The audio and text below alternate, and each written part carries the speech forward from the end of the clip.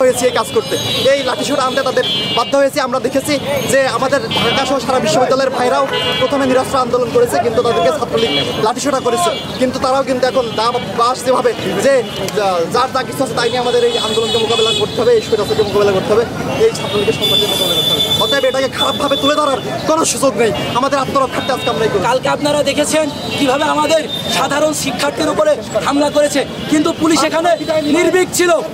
ঠিক আছে, তো পুলিশ এখানে নির্ভীক ছিল, যার কারণে আমাদের আজকে নিজের আত্মরক্ষার্থে এই লাঠিসোঁটা নিয়ে আসা। এটা আপনারা কোনোভাবেই ভুলভাবে প্রমাণিত করবেন না। এটা শুধুমাত্র নিজেদের আত্মরক্ষার খাতে আমাদের এই পদক্ষেপ গ্রহণ করা। আমি সাজিদ, ধৈর্য ধারণ করতে হবে। ছাত্ররা দেশের ভবিষ্যৎ, তারাই হলো গিয়ে আমাদের সম্পদ। ধৈর্য ধারণ করতে হবে। আর বর্তমান হলো গিয়ে ইউটিউবের যুগ, ফেসবুকের যুগ, সমস্ত সাংবাদিকবৃন্দ এখানে আছেন। যার যা বক্তব্য, প্রতিবাদ আলোচনার মাধ্যমে হয় কিন্তু শ্রেয়। কারণ আজকে যদি কোনো একটা অ্যাক্সিডেন্ট হয়ে যায় তাহলে কিন্তু তার ফ্যামিলি এখানে কিন্তু সাফার করবে মূলত।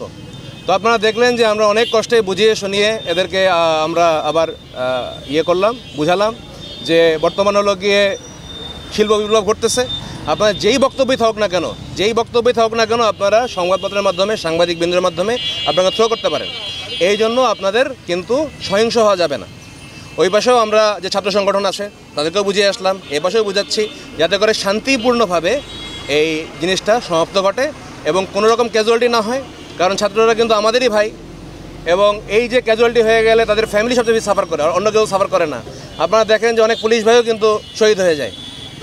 তো আমাদের মেসেজ এটাই থাকবে যে আপনারা শান্ত থাকেন, আপনাদের যা বলার সুন্দর মতো এখানে মানববন্ধন করে বক্তব্য করতে পারেন, কিন্তু কোনোভাবেই মারামারি কাম্য না এবং কোনো রকম আইনশৃঙ্খলা অবনতিও কাম্য না। জেলা পুলিশ আপনাদের জীবনের নিরাপত্তা দেওয়ার জন্য আপনাদের পাশেই আছে।